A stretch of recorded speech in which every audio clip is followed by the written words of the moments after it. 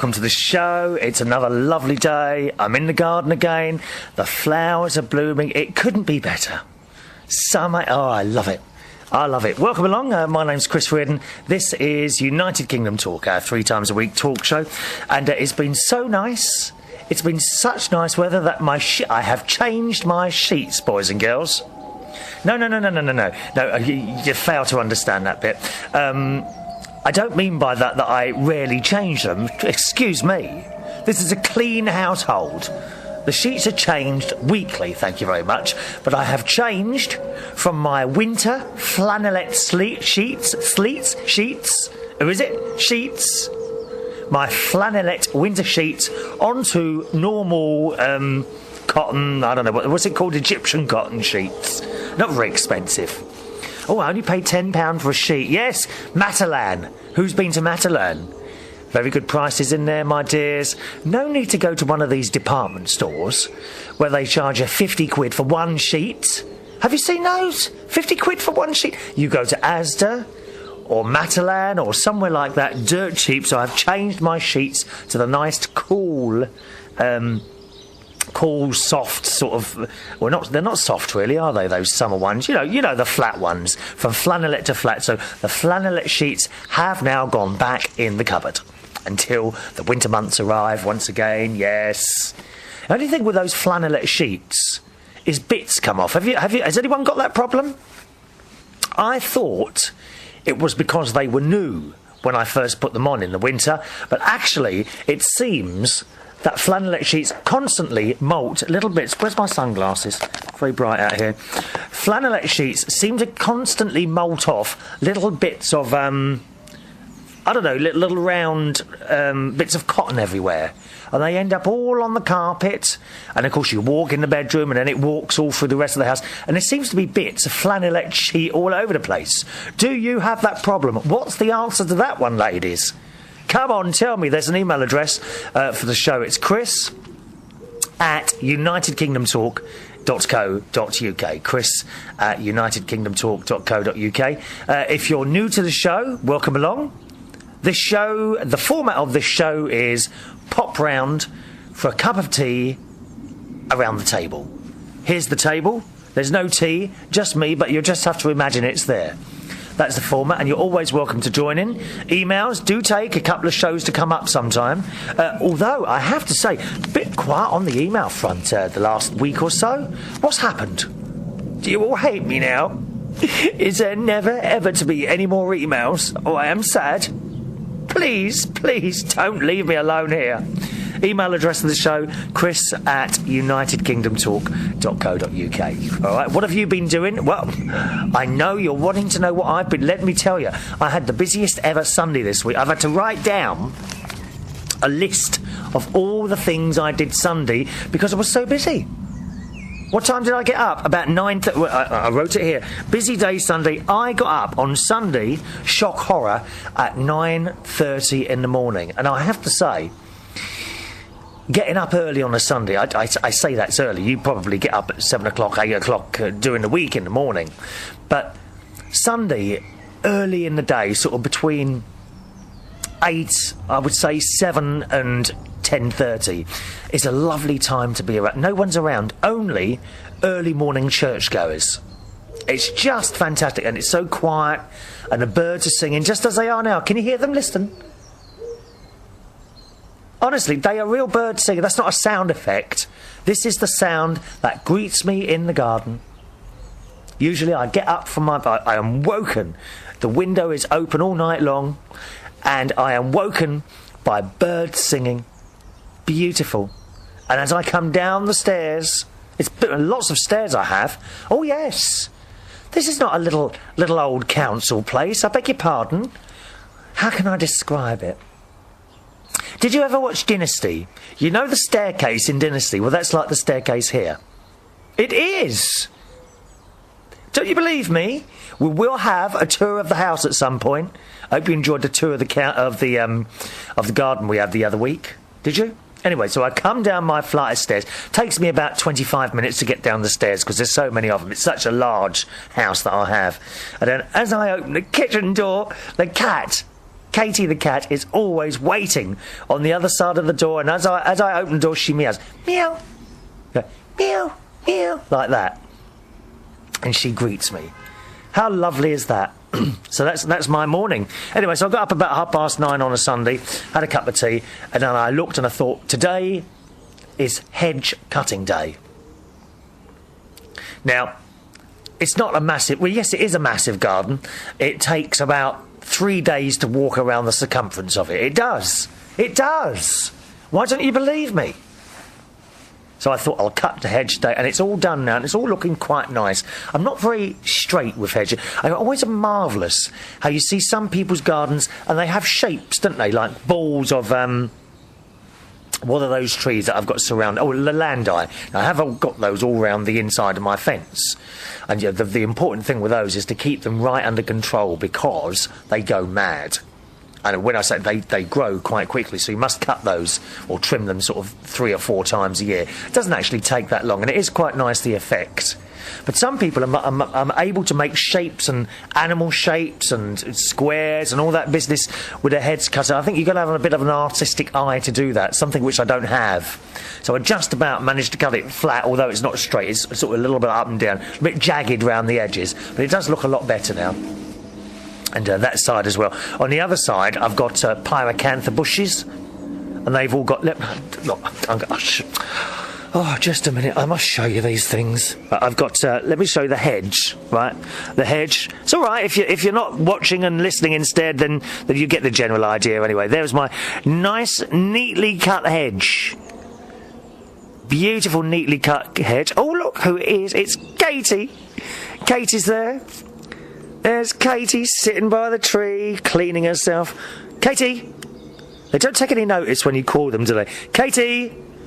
Katie! I think I have to... Just a minute. Katie! What are you doing? She's having a bit of a clean at the moment, I think. Katie the cat. We love it. The hanging baskets are all in bloom, all different colours, and they've actually come out better this year than any other year. I don't know why. I've spent a little bit more time doing them. I've got blue geraniums just behind me where I'm sitting, and once again we have another look at the vegetable. Well, I suppose it's vegetables, isn't it? Vegetables, and they're all coming on very well. Some of the tomato plants, I'm glad to say, the larger ones are now in flower. I don't know if you can see that or not, actually. They're now little yellow... Are they the... Yes, you can. Little yellow flowers, which, rather excitingly, will turn into tomatoes at some point. Hope they won't be too late. And there we are. That's it. Let me go and sit back down. I'll probably upset the position of the camera now, have I? I don't know. Am I looking wonky today when I sit down? Wonky? Oh, hang on. Just a minute. Move over there. That's it. There we are. We will not be doing any more exercising today, incidentally. Did you see the exercising on a couple of shows ago? Oh, yes, sit-ups. I'm now up to 100.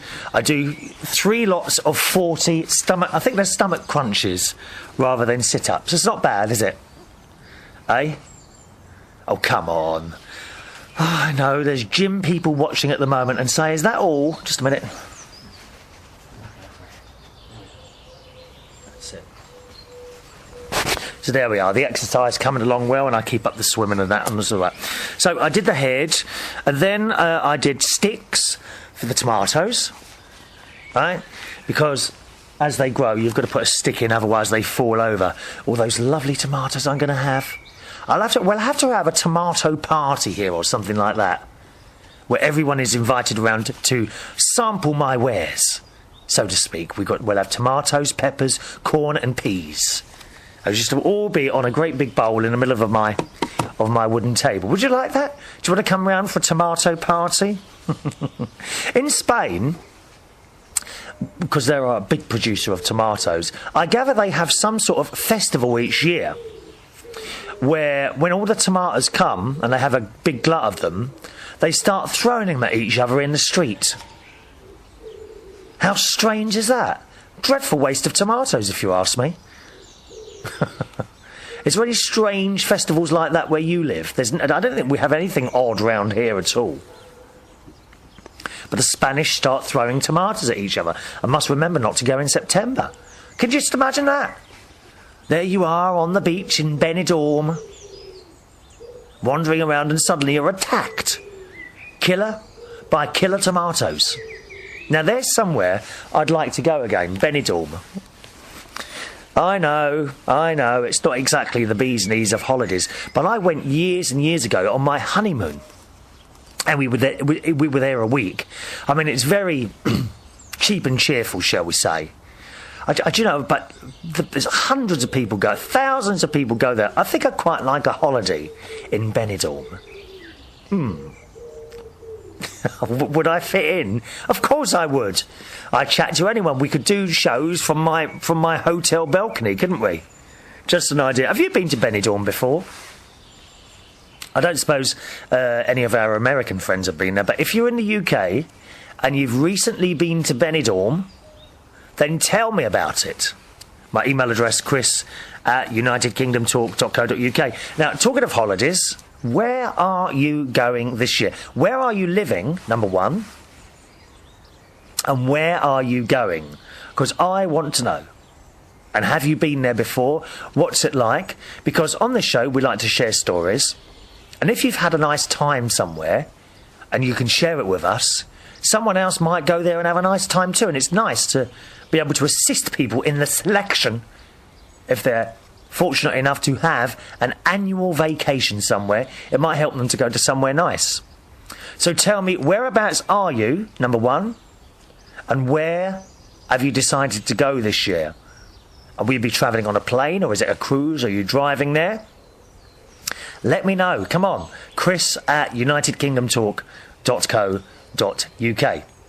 And talking to people going on holidays, on the next show, I think it's the next one. What day is it today? I'm sure it's the next show. We will have the great Suko in New York. One of the United Kingdom's Talk's original listeners, who's been with us now quite a few years, haven't you, Suko? So almost since, not quite, but almost since the beginning. Suko was a virgin, boys and girls. She was a virgin internet radio listener until she came across me. I was the birth of Suko's internet radio career. It's a nice thought. It really is. I am possibly Suko's afterbirth. I think that's what I am. And Suko actually does her own few bits of internet radio for various other people now. And she will be on the next show talking about her impending holiday to the UK and possibly talking about other holidays that she's been on as well. Right, so we're looking forward to that. Nice to have an American voice on the show. All right, once again, the next show will feature the great Suko. And as I say, Suko does do little bits of radio for other stations now. But she doesn't do an hour anyway. We'll try and keep her on the phone for an hour. At her expense, incidentally. Yes. Well, you don't think I'm going to ring her, do you? God almighty, how much will that cost? Via the Skype satellite, Suko in New York, coming on the next show. What else did I do Sunday? Well, I cut the grass. That's looking lovely, because I watered the grass the other night. It's been very, very dry here, so I had this sprinkler on for an hour. So that's looking nice. And then this beautiful table here. Well, I say it's beautiful. That wasn't that expensive. I teak oiled the table. Don't you love the smell of that oil that you put on wooden furniture? Oh, it's gorgeous, isn't it? And you get it on your fingers. Oh, I do like the smell of teak oil. So I teak oiled the table. And then I went to the DIY store, because I've run out of snail pellet things. Yes, as I said on the show before, we have so far this year won the war on the slugs. I have not seen any since I started putting the first time I put the stuff down, there were hundreds of dead snails everywhere. I mean hundreds. Okay? But since then, I haven't seen a single one. So we're winning that war this year, and that's the secret. You've got to put down those slug pellets before the snail breeding season is, I suppose. I don't know, I should just pick them all up and sell them to the French, shouldn't I? They eat snails. Oh, horrible thing. You've got to pick them out of their little shells. Isn't that awful? Picking a little animal... Oh, sorry, I just banged the microphone there. Picking up a little animal out of its house like that. I think that's dreadful. Did I... Actually, just a minute. I've just realised, have I not started something? Oh, yes, I have. Oh, have I? Yes, I did, sorry. I've got a little recording microphone near me, and it's got a screen on the front. That's how you hear the sound. And for one moment, I can't see it in the sunlight. It's so bright, the sunlight. So I just took it over there to have a look, and I forgot. I thought I'd forgotten to switch the thing on, which would have mean you would have seen my mouth just moving, but you wouldn't have been able to hear anything. Now, some people would think that's an advantage. I'm sure Wayne in Reading comes out with that sort of comment, that he would think it was an advantage. So that was it. DIY store. What did I buy there? Sticks for the trees, some more sticks for the plants, and yes, the snail pellets. And I also saw while I was there a tree lopper. I think it's called a tree lopper. Now, I have a tree just over there, which is blocking out the light. After about 3:30, I get very, very little sun in this garden. And it's not just that particular tree that's the problem. There are other trees around me. However, this is the one that's closest to me, and it seems to be the main problem. Now, in this country, we're not allowed to just chop down a tree, okay? However, trees that are overhanging in your garden, one is allowed to chop off those branches. So that's what I really want to do. Now, it is quite high up, that branch. And so the only way I can get there is a very long ladder, and I have got a ladder. It's like a 3-section ladder, but it's not high enough. And actually, I use that ladder to clean out my gutters and also the solar panels on the roof. But in all honesty, it's not long enough.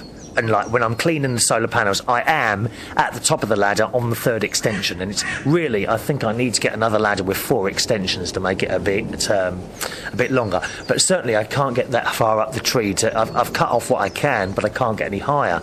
Now they do this tree lopper thing, which I haven't bought yet, but I saw in Sainsbury's Homebase earlier, and it's basically a really sharp saw on the end of a pole, and apparently you just kind of position the saw and start sawing away at the branch, and it just drops off. I assume it's as easy as that anyway. I don't know. So I might purchase one of those. I'm not sure if the tree is actually over my side of the garden or my dear neighbour's. But nevertheless, I think probably I'll try and do that. Maybe I'll try it first with a small branch, I think. And the thing will come crashing down, hopefully not on top of me. I do hope to be with you for our Sukkot special on the next show. All right, Gary, my nephew Gary, he's doing okay at the moment. I recently went in the hospital, had a bit of an abscess somewhere, and he's recovering from that. But apparently he's got to go back into hospital at some point to have a larger operation to completely sort out the problem. So that's happening there. Gary's doing okay. All right. I noticed I've found a new way of logging in remotely to my home computer. Now, I don't know about you, but when I create these shows, I have to then send them somewhere. And sometimes I leave the computer running while I leave the house. Now, admittedly, I did used to have 4 computers running in the house 24 hours a day with webcams connected and all that business, until I realised how much that was costing in electricity. Quite a lot actually. So now I turn the computer on and I use it as and when necessary, and when I've finished using it, I turn it off. Well, when I'm sending the video side of the show up to YouTube or whatever, that does take quite some time to do that. Okay, can take 2 or 3 hours to send it to all the different places. So I have to leave the computer running. Now, sometimes I leave it running and I go to work, and obviously I can't switch it off until I come back again. Well, now I can. I found this free remote control kind of software thing called logmein.com. Now, there's a few different ones of these. I have also used another one, Run VNC, on my old XP computer, but for some reason it wouldn't work on my Vista computer. So now it was James Dean, actually, host of the Matinee Show. James, matineeshow.co.uk is the address of that one.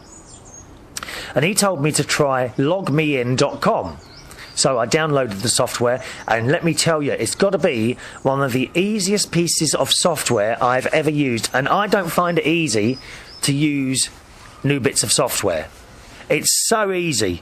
And what you do, you have it running on your main computer, okay? So you install, what is it again? logmein.com. You install it on the computer that you want to control remotely. Or you could, of course, install it on all the computers in your house, I suppose, right? And then it does whatever it does.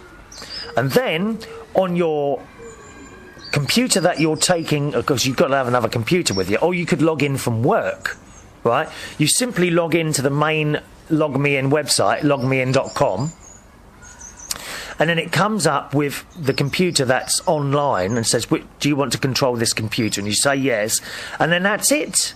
And it's fantastic. Fantastic. OK, it's not... it depends, of course, on your connection speed. You need a fairly reasonably fast connection at home and at your end, OK? But even I've got one of those dongles that you plug into your laptop.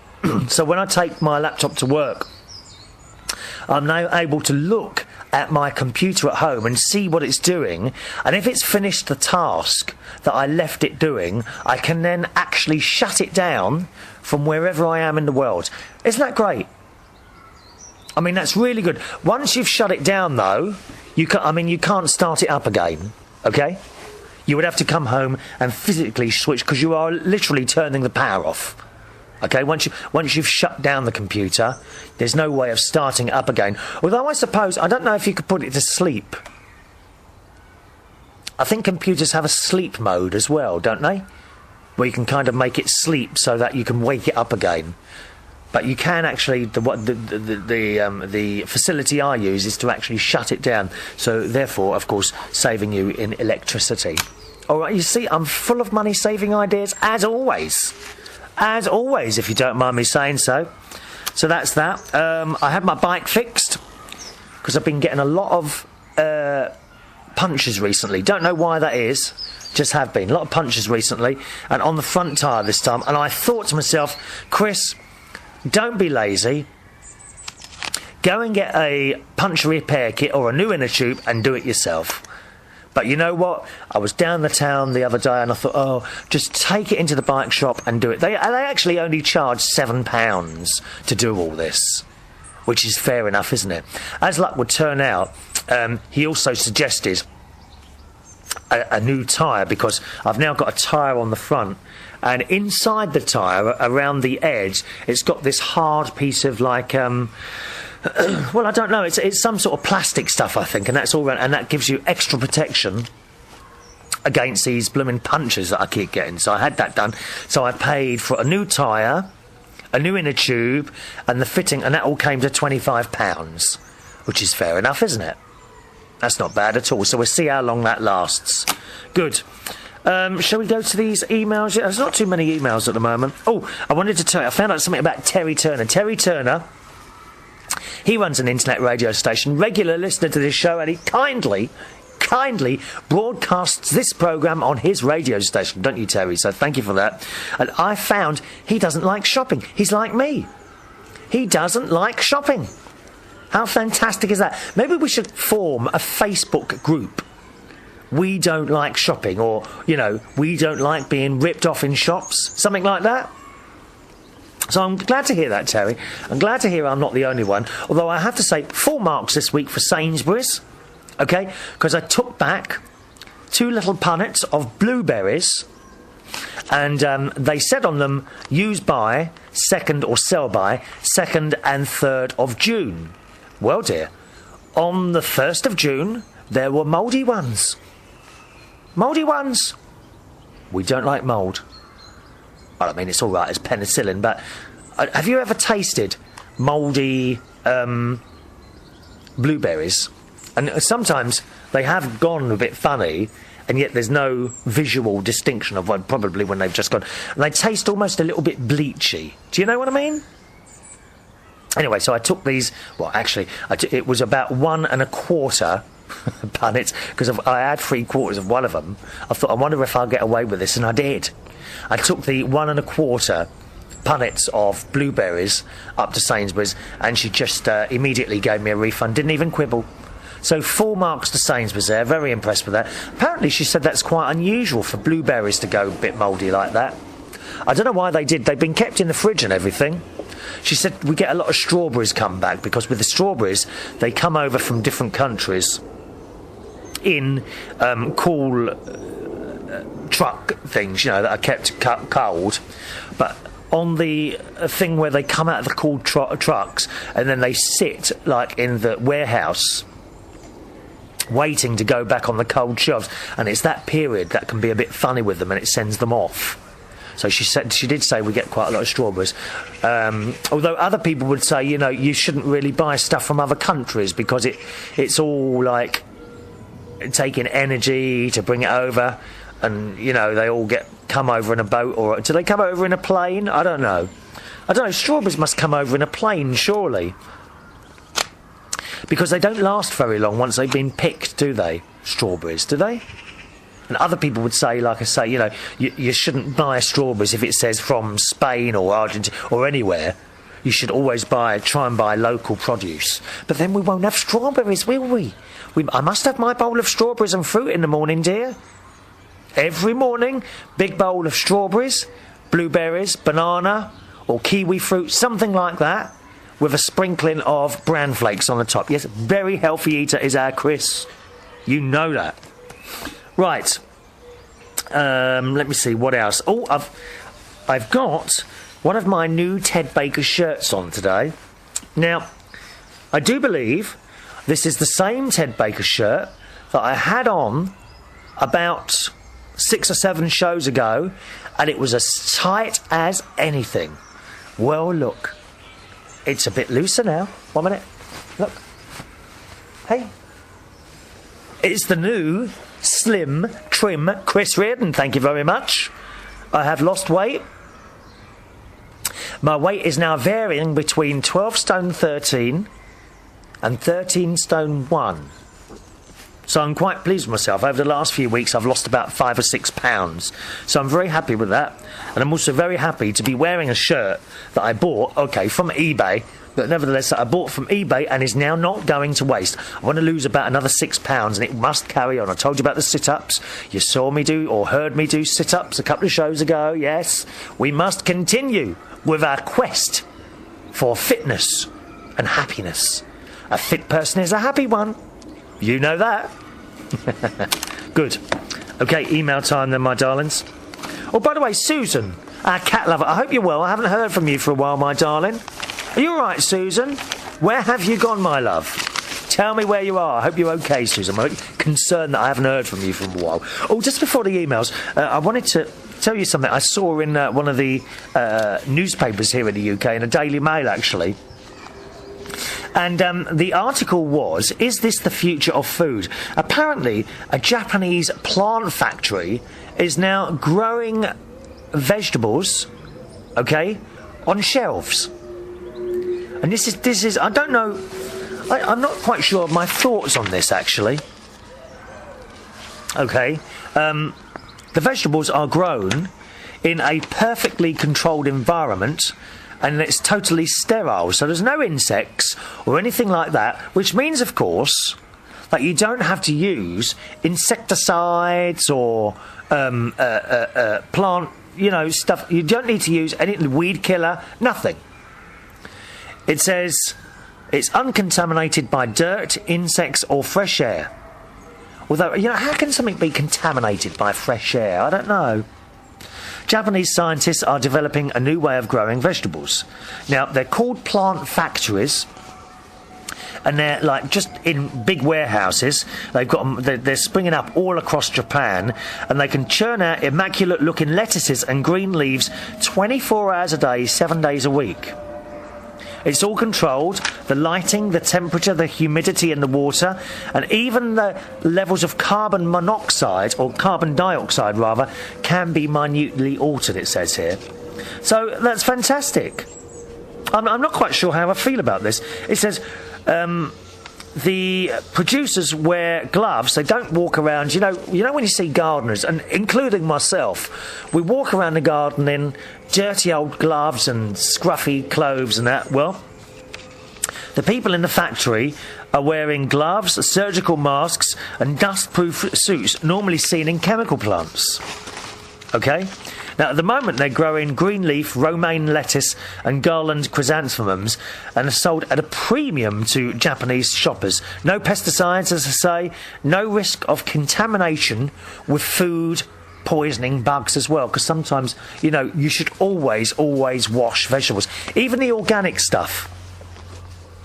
Now, I remember listening to a radio show with my friend Steve Allen, who's on a London station a long time, a couple of years ago, and they were talking about growing your own stuff, and Steve says, it must be quite nice, because all you do then is perhaps you go outside, you pluck off a tomato and you eat it. You don't need to wash it. And the person he was interviewing said, well, of course you need to wash it, because you never know. Although you might not have put chemicals on there, you never know if a little animal or something has done a wee on there or something like that. So you should always wash fruit and veg before you eat it. But it says here, because the plants are grown in a clean room, they can be safely eaten without having to wash them. Although I must admit, I think I'd still wash them. Lettuce grown in the factories can be cropped up to 20 times a year. And some of these factories, they're producing 3 million vegetables a year. The results are hygienic, but it is about as far from real food as you possibly can get. So, interesting there. Very, very interesting. We haven't got any of these places in the UK. No doubt they'll try and do these. It says the closest we have in the UK, we have vast greenhouses in the south of England where millions of tomatoes are grown hydroponically, and that is without soil. They actually grow tomatoes without soil. How clever is that?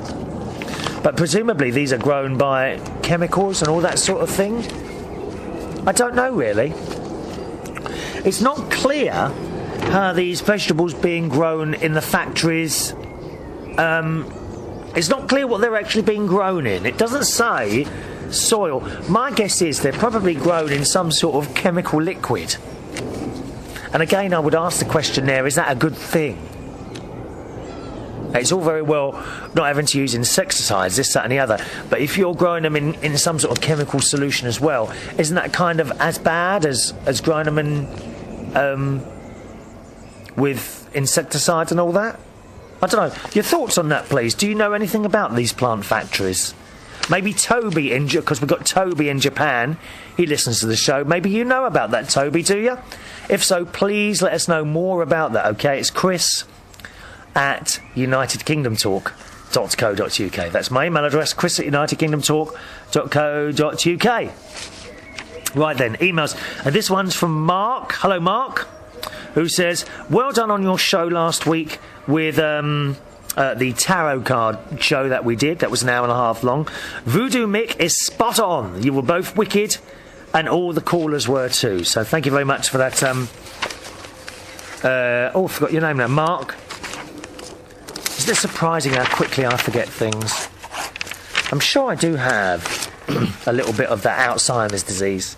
Does it get? Have I always? I mean, you've been listening to the show for long enough. Have I always been like this? And is it getting any worse? That's the question. I don't know. A quick one here. I might have read this out already, actually. From Paul Bodman in Coventry. Hello, Paul. I know you sent this a couple of weeks ago. Who says, hello, Chris. Good to hear a talk show. Just chilling out this afternoon. Then got a show on my student radio station. Yeah, he does a little show on his student radio station. The topic of the day, well, this has been and gone now, was the new Muse album title that has been announced as The Resistance. Can't wait for its apparent September release. So thanks for that, Paul. I have to say, I'm not familiar with Muse music, M-U-S-E. Don't know much about that at all, I'm afraid. Okay, Muse music? Don't know. Onward. And this is from our friend Robert in Iceland. There's actually 3 little emails from Robert this week. Okay? 3 emails. Nice to hear from you, Robert. We'll do them all together. First of all, he says, thank you very much for the tea bags and mug. I haven't sent you the tea bags, have I? Oh, my word. Did I send you the mug either? Oh, I can't remember now. Oh, that's shocking. I have a feeling, Robert, I haven't sent you off your stuff yet. I shall ring my sister immediately because the mugs come directly from my sister. Oh, that's bad, isn't it? Dreadful. Oh, there's a little bee there. Look. Hello, bee. Did you see that? I told you before about bees. They don't come anywhere near you. They're not interested. When I was actually doing the hedge the other day, with my hedge cutter, I was actually cutting around the bees and they were quite happy to carry on working around me, as I was doing for them. Yes, bees do not harm you. Yes, I can't remember if I've sent this. I know I haven't sent the tea bags to you yet. I can certainly send the tea bags later today. I'll pop down the post office because I did promise you. Yes, I know. Just a minute. Let me go and get them. Let me just put my slippers back on. Let me see if they're still in there. 1 minute. Talk amongst yourselves for a second. I'll be back in a second. Yes, here we are.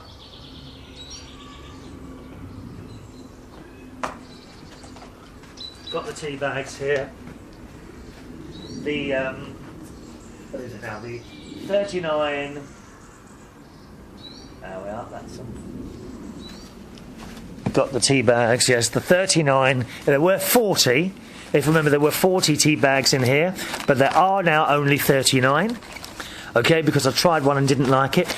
So we gave away the tea bags. Oh, it must be a couple of months ago now, and I still haven't posted the things off. So I'm sorry about that. Very bad of me. I don't usually do that. As you know, when I promise to send something, it's usually in the next post. So I shall send the tea bags off later and check with my dear, dear, beloved sister that she sent the mug, okay? Thank you for your address all the way to Iceland. I was really after the mug, he says, and I'm looking forward to it. Therefore, my friend, I am more than happy if you donate the tea bags to one of the runners-up. Certainly not. No, you won. You won the tea bags, and you will get them. My address is... No, it's okay, I'm not going to read it. You got a bit worried there, didn't you? You thought I was going to read your address. He says, sorry for the delay in writing, but I have only today returned home after a week flying here and there, everywhere it seems. It was a fantastic surprise, and a mug would be most welcome. Thanks once again. Yes, he flies little planes, you know, Robert. Oh, yes. Very clever. Ah. I don't think I've been reading these emails properly. I've printed them off and not read them because it says here, on a next email he's sent, Dear Chris, I have today been down to the customs to take delivery of my United Kingdom Talk mug. Oh, he must have got it then. It was great, and from both Jasper Smarty Pants III and myself, we say thank you. Now, Jasper Smarty Pants III, I have to tell you, is one of the elves that lives under Robert's stairs in his house. Okay? He says, it's such a pity that Suko has had to make economies. I know that the New York branch of the International Association of Elves, based in the lower Manhattan district, is most unhappy with her treatment of her elves, which have to live under her sofa. I didn't know they had elves in New York as well. I thought it was just an Iceland thing. I am surprised at this. The Icelandic economy is now doing very well, thank you, Suko. Our stock exchange found some money down the side of an old chair. And this has helped us to pay back some of the money owed to the UK. Well, yes, I want to point out some of, not all of it. Can we have the rest back, please? You know, we need the rest of our money back. And our Pixie gold reserves have been topped up with money from certain MPs from Britain. So things are starting to look up. Yes, I'm sure this will all come out in the Telegraph newspaper. So are some of the UK MPs now claiming on expenses, I wonder, and lending those expenses to the people of Iceland? I don't have a problem with that, to be honest. OK? You are bankrupt, let's face it. God knows what would have happened if you'd have won the Eurovision Song Contest. Where would you have staged that? You would have had to hire a marquee. I don't think you could have afforded to put it on in a big venue. You would have had to hire one of those marquee or a two-man tent. Today's Eurovision Song Contest coming to you from a two-man tent in Reykjavik. Incidentally, Robert, when is the midnight sun period in Iceland? Because I still want to see that at some point. I'm not sure whether to go to Norway. I think you see it in Iceland as well. And do you get the Northern Lights there? When is the period to go when that's happening? Could you let us know? Chris at unitedkingdomtalk.co.uk. Robert also says, glad to report that the weather is much better up here on the roof of the world now. And it was with much joy that I borrowed a Beechcraft Baron, which is a twin light-engined aeroplane, for a flight over and around Snaffellsjord. Oh, God. Snaffellsjord. You know I can't say that. Shall I spell it? It's S-N-A-E, and the A and E are joined together. F-E-L-L-S-J-O, with the two dots above it, K-U-L-L. He says, I look forward to hearing you say that one. Snaffellsjökull is pretty close phonetically. OK, it's a lovely mountain. You may not or may not have heard of this mountain. No, I haven't. I've never heard of that, but it is famous. It's the starting point for the story by Jules Verne for his journey to the centre of the earth. Oh, is it really? I like that film. It's an old film. Didn't they remake that? I think they keep remaking films at the moment, didn't they? Journey to the Centre of the Earth, yes. Yeah. No, the only mountains I heard of in... really, I know Ben Nevis, I know Everest, and I also know the Blue Ridge Mountains of Virginia. Or Walton's Mountain, as they're known. Are they known as Walton's Mountain? Do you remember the Waltons?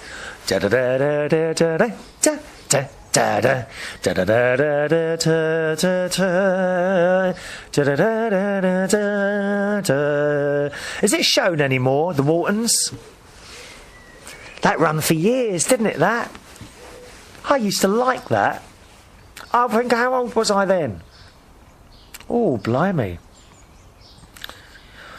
76, about 13 or 14 when that was on the telly. It used to be on BBC Two here in the UK on a Monday night, if I remember rightly, at 8 o'clock. It's funny how you remember certain programme schedules from your childhood, isn't it? Yeah, I used to love the Waltons. And I think they made, after the series finished, I think they did actually make a couple of films, didn't they? Yes, I like... Who remembers the Waltons? Do you remember the Waltons? What did you think of it? What does he do now, that bloke? What was his name? John Boy? John Boy? I used to fancy him. John Boy. Oh, that was. I like that series. Yeah. And Robert sends... I've got another email here. He says, I thought you might like to see the new property that I've purchased from my elves. OK? I shall describe this for you. I just want to... I hope I haven't read this email out already, actually. I might have done. Not to worry. Not to worry. We shan't repeat any more after this because I think this is the last little batch of emails I've got to go for at the moment. So there we are. We've caught up on the emails at last. That's been going on a few weeks, isn't it? And the little elf houses, they're tiny little houses. And it's like they've got grass roofs. There's grass growing on the roofs. Very pretty. I wonder where this photo was taken. I have to do this because following his success on being named on the world-famous United Kingdom talk show as hosted by Sir Christopher Reardon, so I have acquired this small property. I just hope this will shut up once and for all that troublemaker Jasper Smarty Pants the elf. Did you know there is an old Norse law that permits the selling of elves? Oh, this is terrible. What, you mean as slaves? Oh, I'm sorry, I don't agree with that. Elves are not slaves, they are little people that should be treated as equals. Yes. Anyone wish to make me an offer? Robert, you can't sell the little elves that you look after, surely. That's a terrible, terrible thing. They need their little lives. Don't be cruel, Robert. Leave them in that little home that you purchased them. This should go some way towards proving that elves do exist and that I am not as mad as a hatter. Well, that certainly looks like a little house to me that little elves live in. Have you got a picture, I wonder, of Jasper Smarty Pants to show us? I'm kind of wondering if have you got a little picture, eh? Of our Jasper, please? Dear me. Look who it is here. At last, we hear from Wayne, Anonymous. Good evening, Wayne, who says, hello, Christopher. Your nephew, Jimmy, he's the young one, 12 years old, now knows the real reason for your bald spot. You mean this one here? This bit here? I sent him a message on Facebook that explained how your ex-cleaning woman threw out the bag in which you were saving the hair you found on your pillow each morning. The saved hair was meant to be used in a future hair implant procedure. Having just received the results of your DNA test, I suggest hair from a Welsh Terrier would be an acceptable substitute. Do you think so? The noises you make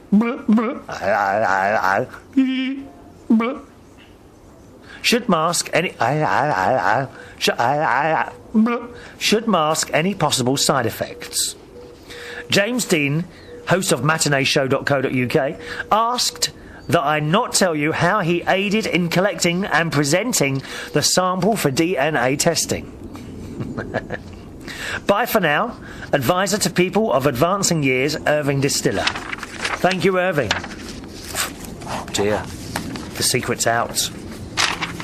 I shall never be able to have a hair transplant, will I, eh? People stealing my hair like that. Here we go. This is from our friend Motorised Millie. Hello, Motorised. How are you today, my little chicken drumstick? Hi, Chris. This is a very difficult email for me to write, but please read it out. We're all friends and family here on United Kingdom Talk, and we share the good as well as the bad. A couple of weeks ago, on Wednesday, just minutes before I was to join you on your live show to help with your weekly shows on another station, I received one of the most difficult phone calls I've ever had. It was a call from my former partner Laura's doctor's office asking for confirmation that she'd died. As I'm sure you can imagine, I was stunned, as this was the first I'd heard of it. You see, Laura and I split up last year. This wasn't something I wanted, but I respected her wishes, but I never stopped caring about or loving her. The lady I talked to explained to me that they had rung me because my number was still in Laura's chart. Here in the USA, we have something called Social Security, which is equivalent to benefits in the UK. Yeah, we call it Social Security as well. When someone who is on benefits dies, it is listed in something called the Social Security Death Index. After finishing the awful phone call, I just had enough time before joining you to go online and check to see if I heard was true. Unfortunately, to my utter shock and horror, I found out that in fact it was. Laura died on the 6th of May 2009. After your show finished, I looked online to see if I could find an obituary for Laura. There was none, which leads me to believe that she died by her own hand. I can't find the words to describe how I'm feeling, so I'm not even going to try. Thank you for being so understanding. Could you say some prayers for Laura when you have a quiet moment? Yes, I'm sure we can. There's lots of people who watch or listen to the show say prayers, and whatever religion you are, whoever your God is, then it's always good to pray for someone, I think. I do feel, I think, when it comes to it, there is only one God, and all the different religions lead to that same higher power in some way or another. And I think somewhere along the line we all meet up and probably all laugh that actually all the different religions of the world end up the same. We'd probably laugh up there somewhere. She says her life was not an easy one, and I pray that the next part of her journey has been less painful and no anguish. And that's from Millie. So thanks for that, Millie. Always awful when someone dies. Even worse when you hear they've killed themselves. I mentioned someone last year, I think it was. Richard is his name. Someone who used to stand next to me in the DJ box where I worked at the place in Camden Town. And a few months ago I started asking around after him because he kind of just disappeared. And it turns out I bumped into one of his exes who informed me that he had actually died and killed himself. And that was a bit of a shock to me. Now, I don't have his address. He was someone that wasn't a close friend. I don't know where he lived. He just used to come into the pub every single night and he'd come and stand next to me, and that was it really. Night after night, every time I was in the pub, he'd be there standing next to me, which was just nice. But I don't know where he lived, so I can't really check on the information. All I know is that I've never seen him since the day he stopped coming in. I mean, it does happen. I'm a DJ and karaoke host for my main jobs. They're the paying jobs that I do. And people do, over a period of time, just disappear. And I think it's one of the worst aspects of doing the job I do. You see people week in, week out, they keep coming, and then nothing. And there's kind of no closure, and it's happened to countless people. Some people move away and they don't tell you, whatever. Some people disappear, whatever. Richard disappeared and I haven't seen him since. And out of all the people that come, used to have hundreds and thousands of people that I met in that place, he was one of the closest and just disappeared. And I heard that he killed himself. But I'm not sure of that. It's a horrible thing, Millie. I was listening to one of my other friends, someone I work with on Wednesday nights, who's become, I think, quite close to me as a friend. Lovely chap. And he was doing a show the other day, and he was talking about his godfather that killed himself. And you cannot, I think, imagine what it's like for someone close, someone who has been close, to take their own lives. It's bad enough when they die of something, You know, whether it be natural causes, a disease, or a terrible accident. But when someone kills themselves, I think it's terrible. Another friend I work with for many years, first of all, his mother killed herself, and then a few years later, his father killed himself. Can you just imagine how that must be for a child? It doesn't matter what age, you know, you could be 5, you could be 50, nevertheless. But for a child to lose his parents in such a way. And quite often people say, oh, they've taken the easy way out about people who commit suicide. I don't think so at all.